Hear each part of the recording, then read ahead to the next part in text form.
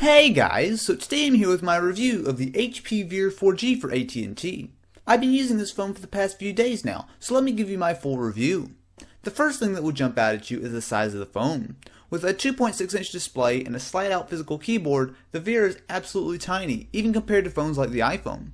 I'll get into how this affects usability a bit later on, but suffice to say that the 2.6-inch screen is nice and bright and has a very reasonable resolution of 320 by 400 pixels. Phone calls on the Veer are surprisingly good thanks to its dual microphones. The speaker is also surprisingly decent, with good volume without any distortion when laid down on a flat surface. The 4G part of the phone comes courtesy of the AT&T HSPA Plus network.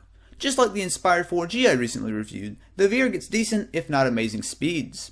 I typically found somewhere in the neighborhood of 1 to 2 megabits per second down, and usually less than 1 megabit per second up, assuming you have a good connection. Certainly not bad, but this is nowhere near the speed you'll find on Verizon's 4G LTE network. I'll say it right now, I love WebOS. The multitasking is second to none, and the gesture area on the Veer allows you to control the phone effortlessly. Currently on its 2.1.2 release as of this review, WebOS screams on the Veer. Don't let the small size fool you, this is a very fast little phone. With an 800MHz Snapdragon processor and 512MB of RAM, it chews up and spits out multitasking as many apps as you like. When you get into the apps, however, the Veer becomes a bit of a mixed bag. It comes pre-installed with quite a few apps, such as a mail client, contacts app, a YouTube player, Google Maps, and Amazon MP3. Most all of these are just fine, however where the real issues lie is in the app catalog.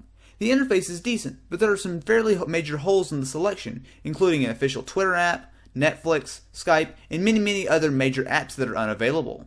To make matters worse, not all apps are available for the Veer if they were made for the larger display on the Pre.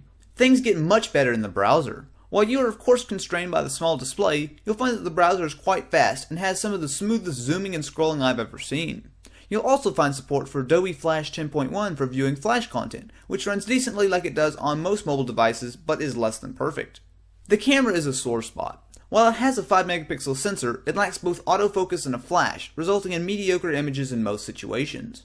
On top of that, I ran into a bug that crashed the camera app and restarted the phone after taking a few pictures. The story doesn't get much better as the VGA video is fairly awful as well. The size of the phone limits how big the keyboard can be, but overall I was impressed. The sliding mechanism seems to be very robust, and the keys had a nice tactile feel that had me up to a decent typing speed in just a few days of using the Veer. It also lights up subtly, making it great for typing even when you can't easily make out the tiny keys. The Veer has a proprietary magnetic charging and syncing port that's very similar to the MagSafe adapter on Apple laptops. It works well, connecting strongly. What isn't so great is the included 3.5mm headphone adapter that snaps onto the phone. While this too snaps on easily, it's tiny and almost certain to get lost in the first few days of owning the phone. It's a bit of a shame really, as the sound chip in the Veer actually sounds quite good once you hook headphones up. Battery life on the Veer is decent. In my testing, I found that I was able to get through a day of moderate usage before the phone died.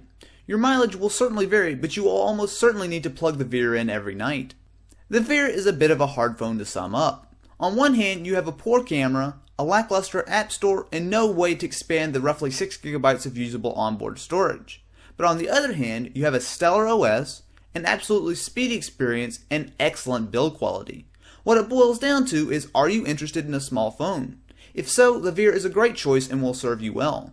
If size isn't as big of a deal to you though, I would recommend taking a look at the Pre 3, which should be available in the coming months and has all the same features of the Veer but in a larger package. If you enjoyed this review, be sure to subscribe to the channel, and if you are interested in purchasing or learning more about the Veer, hit up the link in the description for up-to-date pricing information.